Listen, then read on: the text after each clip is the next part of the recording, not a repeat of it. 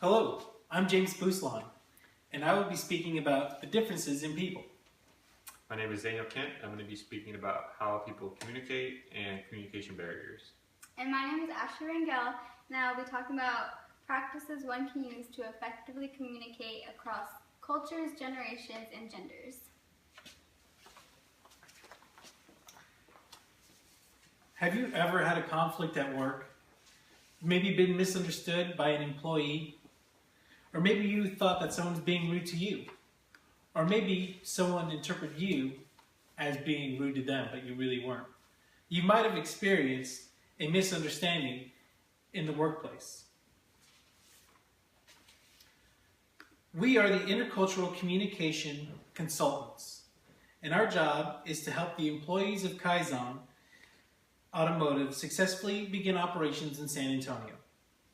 Our agenda will be to oversee integration of employees into an effective cross-cultural and co-cultural environment. We will identify barriers to communication, and we will also provide solutions for successful employee integration. It's important that we highlight these topics because we all come from different cultural backgrounds.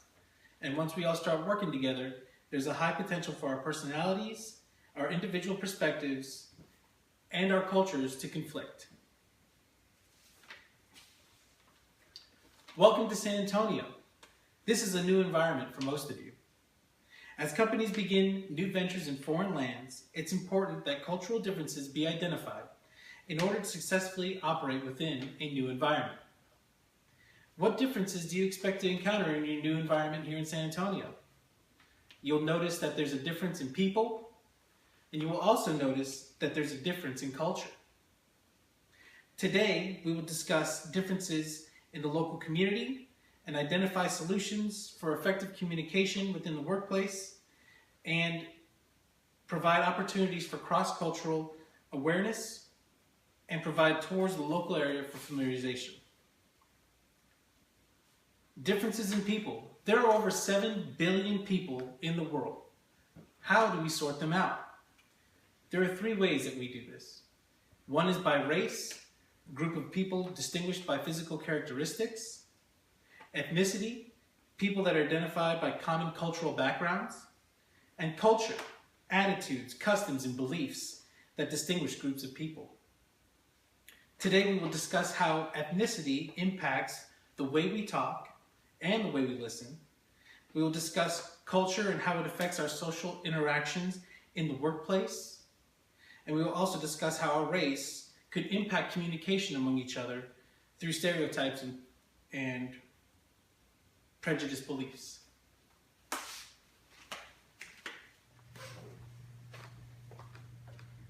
Now that we have identified differences in people, we need to identify how people communicate. Cross-cultural communication is how people from different cultural backgrounds communicate with each other. Co-cultural communication refers to the interactions among people from co-cultural groups, and it emphasizes the ways in which individuals within those groups differ in their communication styles. Examples of co-cultural groups are ethnic minorities, women, people with disabilities, young or elderly, and bisexual or homosexual identities. Next, we'll identify barriers to communication. Some barriers to co-cultural communication are stereotypes, prejudice, and ethnocentrism. All of these revolve around judgment and should be avoided. A stereotype is a widely held belief of a culture and is often incorrect. A prejudice is a preconceived notion about someone or a culture based on no evidence whatsoever. Ethnocentrism refers to a judgment that is of another culture based off of your own culture. All of these should be avoided in the workplace. Next, I'll identify communication differences across cultures. There are 8 of them. The first is when to talk. Some cultures interrupt each other, while others wait until a pause or break in the communication in order to say what they have to say. The next is called what to say. Some cultures ask questions while others don't because they believe that a question forces a response. The next is called pausing or pacing and pausing.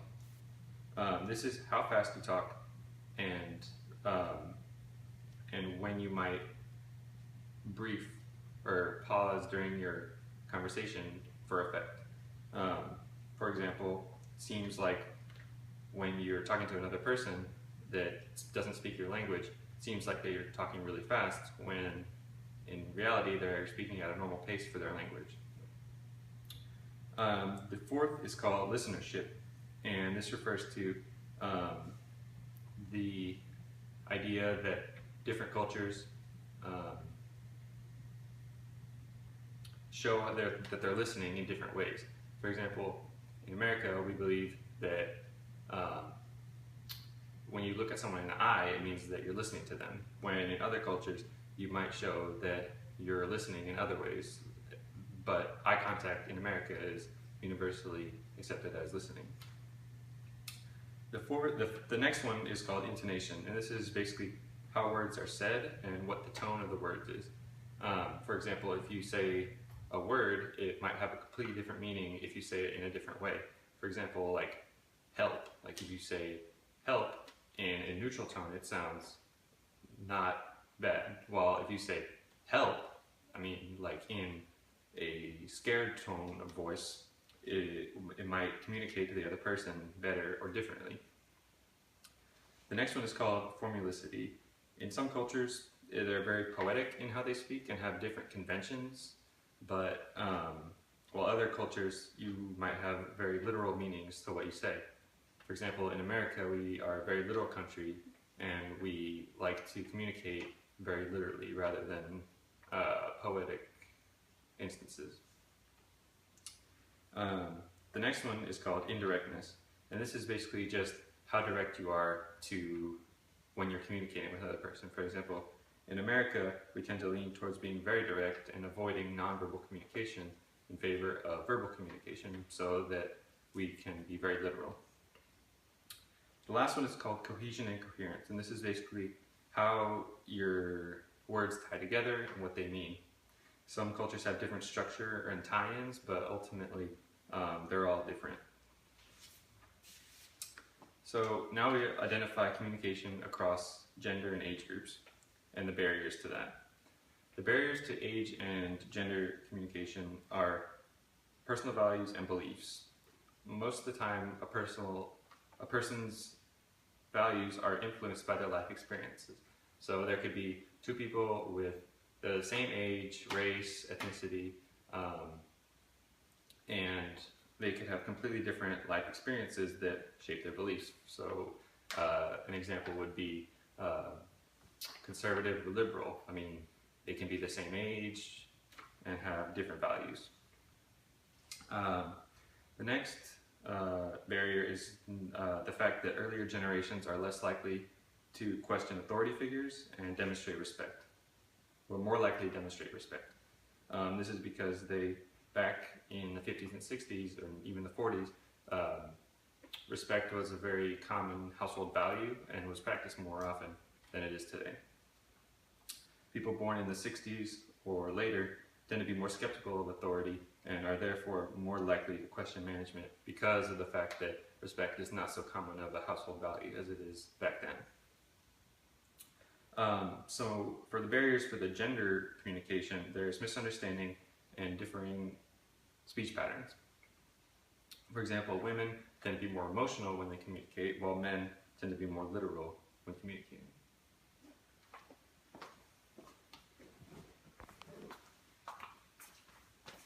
So with all the differences between people, the question is, how can we avoid conflict within such a dynamic environment? Today, I will be talking about practices one can use to effectively communicate across cultures, generations, and genders. Practices for communicating across cultures include treating others the way you would want to be treated, respecting others and their beliefs, showing that you care by taking interest in others and allowing friendships to develop, and lastly, by familiarizing yourself with your culture as well as other cultures by asking questions or explaining aspects of your culture to other people. It is also important to eliminate the opportunity for problems. This can be done by avoiding stereotypes and avoiding prejudices, which were described previously. Another way to eliminate opportunity for problems would be by completely avoiding topics about religious conversations or politics, because this could lead to conflict. It is also important to be very mindful of body language and hand gestures, as they could be different in other cultures. Secondly, I'll be talking about practices for communicating across generations. This includes acknowledging the differences and understanding that other generations have different values. You can also be willing to teach and learn from somebody of a different age group. For example, older generations should be willing to learn how to use technology from younger generations who are more savvy with the newer technology that has come out. But younger generations should also be willing to see the different perspectives that older generations might have. They should also be able to use multiple communication avenues.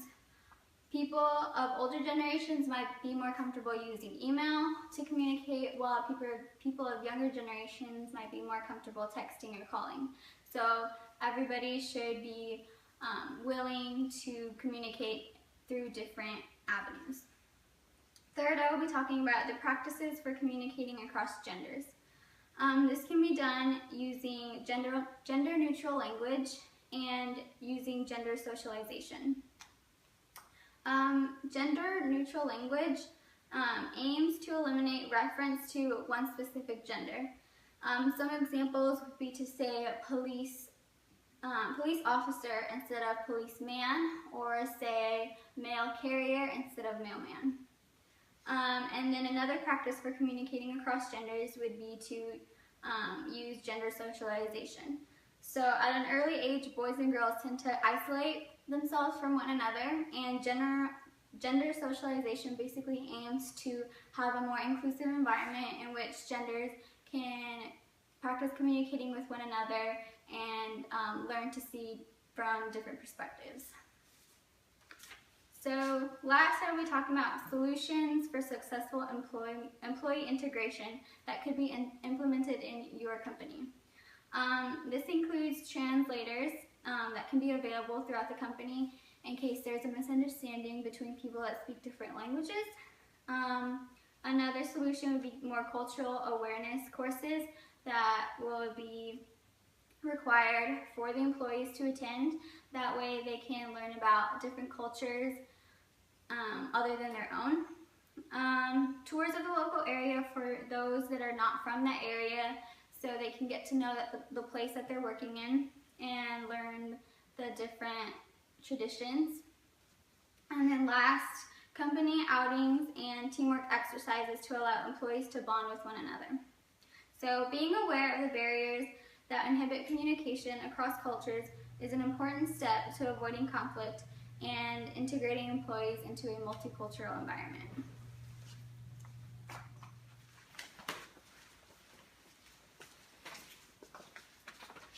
Hopefully today, you will take some great information back to your work centers, and you'll be able to share it with your coworkers.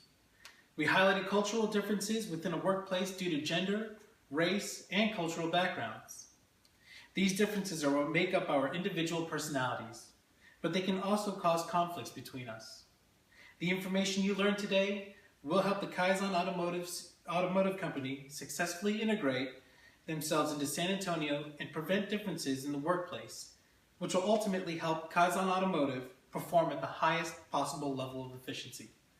Thank you.